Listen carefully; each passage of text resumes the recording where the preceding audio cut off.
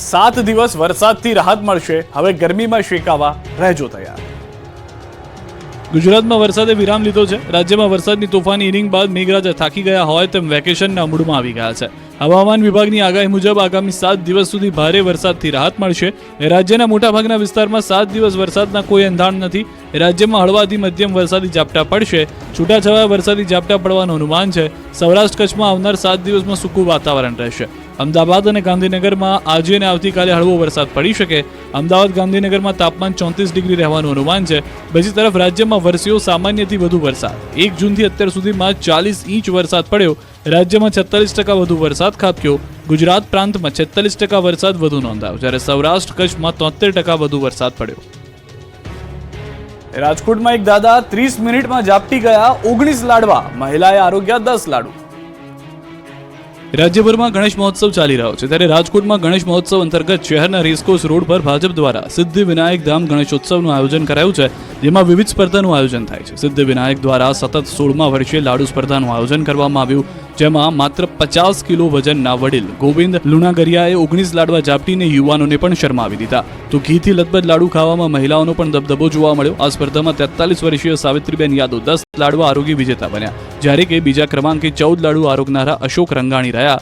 19 લાડવા આરોગી જનાર ગોવિંદભાઈ છેલ્લા 12 વર્ષથી લાડુ સ્પર્ધામાં ભાગ લે છે। તેઓ ખેતીકામના વ્યવસાય સાથે સંકળાયેલા છે। સાવિત્રીબેન યાદવ 6 વર્ષથી લાડુ સ્પર્ધામાં ભાગ લે છે, તેમજ દર વર્ષે તેઓ લાડુ સ્પર્ધામાં પ્રથમ ક્રમાંક મેળવે છે। લાડુ સ્પર્ધામાં 35થી વધુ સ્પર્ધકોએ ભાગ લીધો। તમામ સ્પર્ધકોને સર્ટિફિકેટ આપ્યા, તેમજ વિજેતા ભાઈઓ બહેનોમાં પ્રથમ, દ્વિતીય અને તૃતીય ક્રમે આવનારને રોકડ પુરસ્કાર આપ્યા। ભાદરવી પૂનમનો મહામેળો હવે 16 કળાએ જામ્યો। 5 દિવસમાં 20 લાખથી વધુ ભક્તોએ મા અંબાના દર્શન કર્યા। વિશ્વ પ્રસિદ્ધ પવિત્ર યાત્રાધામ અંબાજીમાં ભાદરવી પૂનમના મહામેળા પ્રસંગે ભક્તિ, શક્તિ, તપ અને શ્રદ્ધાનું જાણે ઘોડાપૂર ઉમટ્યું, ત્યારે અનેક સંઘો માતાજીને અર્પણ કરવા ધજાઓ લઈને નીકળ્યા। ભાદરવી પૂનમનો મહામેળો હવે 16 કળાએ જામ્યો। દૂર દૂરથી પદયાત્રા કરીને અંબાજી આવતા માઈ ભક્તોમાં અંબાના દર્શન કરી ધન્યતા અનુભવી રહ્યા છે। અંબાજી જતા તમામ રસ્તાઓ ઉપર ભરચક માનવ પ્રવાહ ભક્તિભાવથી અંબાજી તરફ ઉત્સાહભેર આગળ વધી રહ્યો છે। અંબાજી ખાતે મિની મહાકુંભના દર્શન જેવો માહોલ જામ્યો।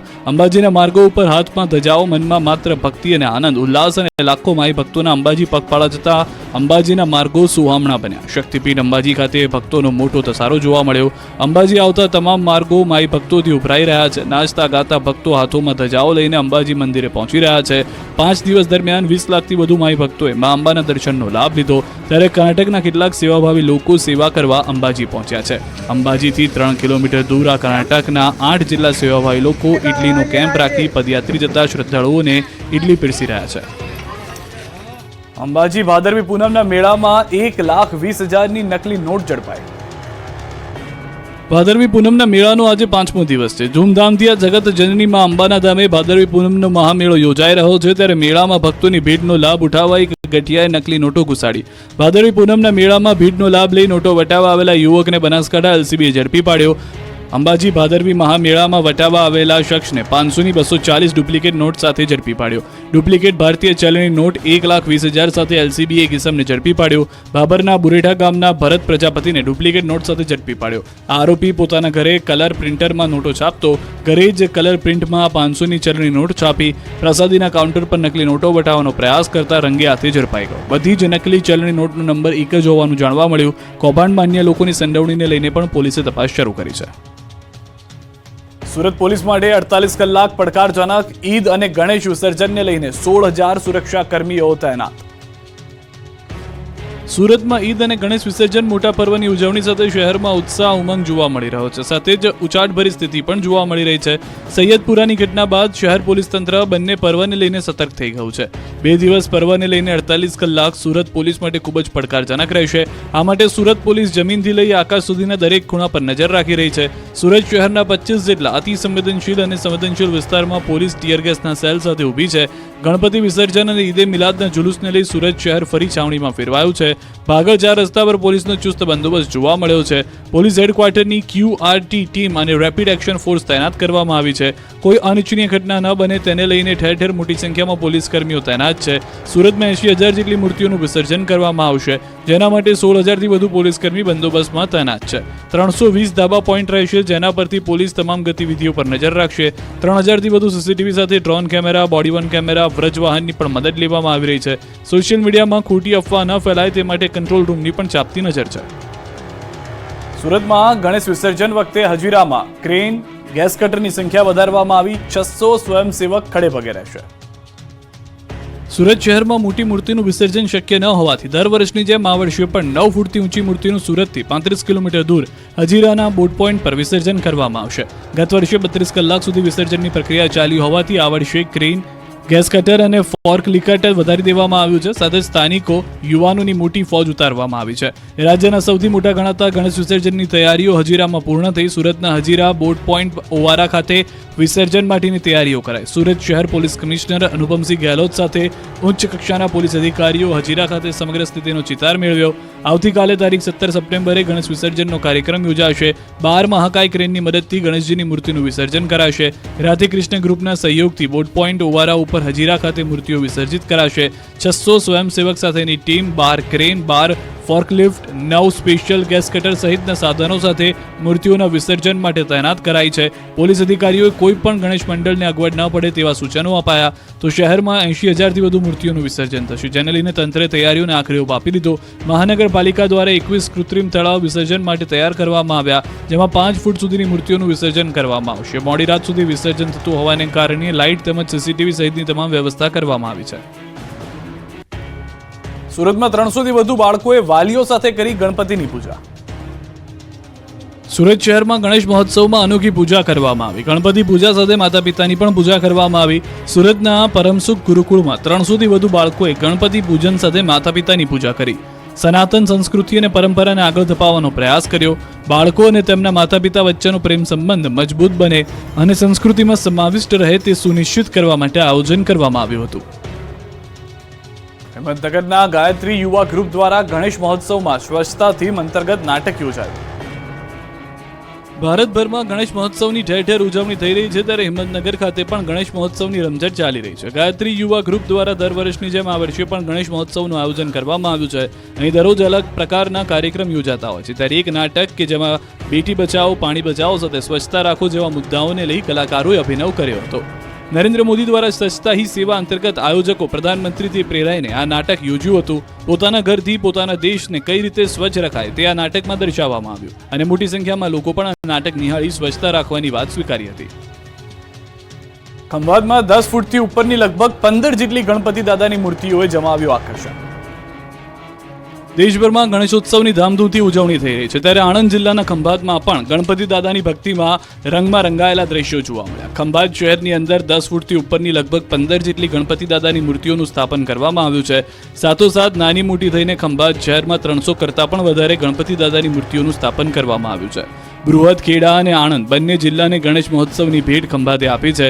ખંભાતના માછીપુરા વિસ્તારના મકાન કલરકામ કરતા કારીગરો વર્ષો પહેલા મુંબઈ કલરકામ માટે ગયેલા અને મુંબઈથી ખંભાત માછીપુરામાં ગણેશ મહોત્સવ લાવેલા. આજે ખંભાતમાં નાની મોટી 300 ગણેશજીની મૂર્તિનું સ્થાપન કરાયું છે.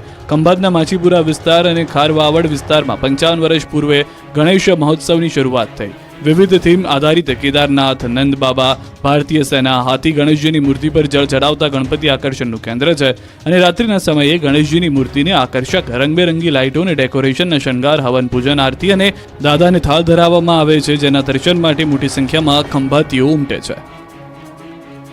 ગોંડલમાં નાગરિક સહકારી બેંકની ચૂંટણીમાં ભગવો લહેરાયો. જેલમાંથી ચૂંટણી લડી રહેલા ગણેશ જાડેજાનો વિજય થયો. ગોંડલ નાગરિક સહકારી બેંકમાં ભાજપનો ભગવો લહેરાયો છે. ભાજપ પ્રેરિત પેનલનો વિજય થયો અને કોંગ્રેસના સુપડા સાફ થઈ ગયા.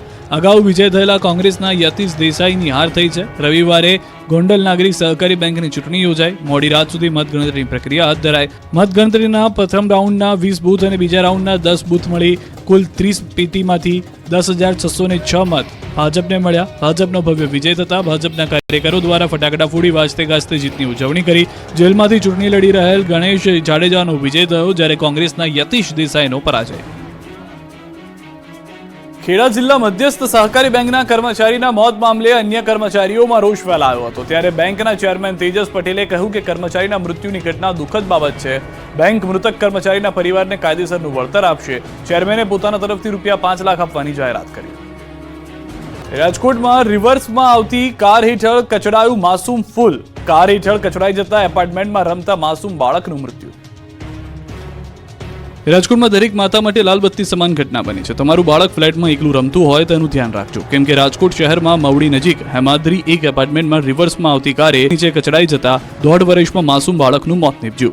એકના એક પુત્રના મોતથી ચોકીદાર પરિવારમાં ગમગીની છવાઈ. 1.5 વર્ષનો પુત્ર મોહન પાર્કિંગમાં રમતો હતો, જે દરમિયાન કાર ચાલક મિલન કાર રિવર્સ લઈ રહ્યો હતો ત્યારે કાર હેઠળ કચડાઈ જતા તેને ગંભીર હાલતમાં સારવાર માટે હોસ્પિટલમાં ખસેડાયો, જ્યાં તેનું સારવાર દરમિયાન મોત નીપજ્યું. પોલીસે કાર ચાલક મિલન સામે ગુનો નોંધવાની અને ધરપકડ કરવાની કાર્યવાહી કરી હતી. પંચમહાલમાં ઝાલા બાપાજીનો ચમત્કાર. આ મંદિર પશુધનના દુઃખ દર્દ કરે છે ગાયબ. પંચમહાલ જિલ્લાના શહેરાના નાંદરાવ ગામમાં એક એવું મંદિર આવેલું છે જે દેખાવમાં ભવ્ય નથી કે અંદર ભગવાન માતાજીની પ્રતિમા પણ નથી, તો પણ છે અનેરું અને મહત્વ ધરાવતું.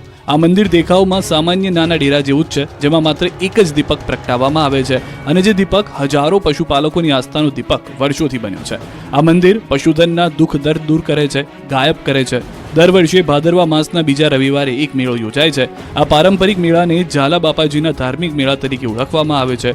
વર્ષમાં એક જ વાર યોજાતો આ મેળો હજારો પશુપાલકોની આસ્થાનું કેન્દ્ર છે, જે પશુપાલકોના પશુઓને ગર્ભધારણ કરવામાં સમસ્યા થતી હોય, જેના માટે આ મેળો અને મંદિર જાણે ભગવાન સ્વરૂપ છે. પશુપાલકો દવા સારવાર થકી પોતાના પશુ ગર્ભધારણ કરે એ માટે માતબર નાણાંનો ખર્ચ કરી હારી થાકી જતા હોય છે અને આખરે ઝાલા બાપાજીના શરણે આવી માનતા લેતા જ તેઓના પશુની તકલીફ દૂર થાય. ઝાલા બાપાજીના મંદિર ખાતે પૂજારી ધર્મેન્દ્રસિંહ દ્વારા પશુપાલકોને એક કાગળમાં થોડી સુખડીનો પ્રસાદ આપવામાં આવે છે. બસ પશુપાલકોની અતૂટ શ્રદ્ધા સાથે રાખવામાં આવતી માનતા રૂપી મનોકામના અહીં પૂરી થાય છે. અહીં પૂજારી દ્વારા પણ 1 રૂપિયો લેવામાં કે માંગવામાં આવતો નથી. પશુપાલકો સ્વમેળે જ અહીં 5-10 રૂપિયા ભેટ મૂકતા હોય છે. છોટાઉદેપુરના પ્રજ્ઞાચક્ષુ ફિઝિયોથેરાપિસ્ટ ડોક્ટર યુસુફ વોહરા 20 વર્ષથી ક્લિનિક ચલાવી દર્દીઓને અવિરત સારવાર કરે છે. આજે ડોક્ટર યુસુફ વોરા, તેઓ જન્મથી દ્રષ્ટિહીન છે, પરંતુ દ્રઢ નિશ્ચય યુસુફને ક્યારેય પોતાની વિકલાંગતાને તેમના સપનાની આડે આવવા દીધી ન હતી. સખત મહેનત કરીને લોકોને કસરત કરાવી, આરોગ્ય અપાવી, સાથે સાથે દર્દીઓને મોટિવેટ પણ કરવાનું કામ કરી રહેલા વ્યક્તિ વિશે જાણીને તમને પણ તેમના પર માન થશે. યુસુફ વોરા ફિઝિયોથેરાપીનો અભ્યાસ કરી ડોક્ટર બન્યા અને છેલ્લા 20 વર્ષથી છોટાઉદેપુર ખાતે પોતાનું ક્લિનિક ચલાવે છે. ડોક્ટર યુસુફ પ્રજ્ઞાચક્ષુ હોવા છતાં જાતે જ સમગ્ર ક્લિનિકનું સંચાલન કરે છે અને ક્લિનિકમાંના તમામ ઉપકરણોને આસાનીથી ચલાવી દર્દીઓને સારવાર આપે છે. ડોક્ટર યુસુફ પ્રજ્ઞાચક્ષુ હોવા છતાં લોકોને તેમના ઉપર પૂરો વિશ્વાસ છે અને તેમની પાસે ઇલાજ કરાવી તેમની કાર્યશૈલીને વખાણે છે. Doctor Yusuf mobile, social media અને લેપટોપ જેવા આધુનિક ઉપકરણો પણ નિયમિત ઉપયોગ કરે છે અને સામાન્ય વ્યક્તિની જેમ પોતાનું જીવન ગુજારે છે. ડોક્ટર યુસુફનો કિસ્સો દ્રષ્ટિહીન લોકોની સાથે તમામ માટે પ્રેરણાદાયી છે. ભાણવડના પક્ષી પ્રેમીની કબૂતર સાથેની અનોખી મિત્રતા. તમે મિત્રતાની વાત તો બહુ સાંભળી હશે, પક્ષી પ્રેમીઓની વાતો જાણી હશે, નિહાળી પણ હશે, પરંતુ દ્વારકાના ભાણવડના આ પક્ષી પ્રેમીની વાત કંઈક અલગ છે. ભાણવડના પક્ષી પ્રેમી પ્રકાશભાઈની કબૂતર સાથેની અનોખી મિત્રતા જોઈ ગામ આખું દંગ રહી ગયું. પ્રકાશભાઈ સાથે કબૂતરની એવી મિત્રતા થઈ ગઈ છે કે આ યુવાનનો પીછો નથી છોડતું કબૂતર. પ્રકાશભાઈ જ્યાં જ્યાં તેની સાથે સાથે કબૂતર પણ ઉડતું ઉડતું આવી જાય. પ્રકાશભાઈ દ્વારા કબૂતરને બાઇક સાથે ડ્રાઈવ કરાવે છે અને પક્ષી પણ રાજી રાજી એમની બાઇક સાથે ડ્રાઈવ કરે છે. આ પ્રકારનો પક્ષી પ્રેમ જોઈ લોકો પણ જોતા રહી જાય છે. પ્રકાશભાઈ તેમના મિત્ર સમાન કબૂતરનું નામ રોકી રાખ્યું છે. ભાણવડના પ્રકાશભાઈ છેલ્લા 1 વર્ષથી સફેદ કબૂતરને ઉછેરે છે અને ટ્રેન કરે છે. આમ ભાણવડમાં પ્રકાશભાઈ અને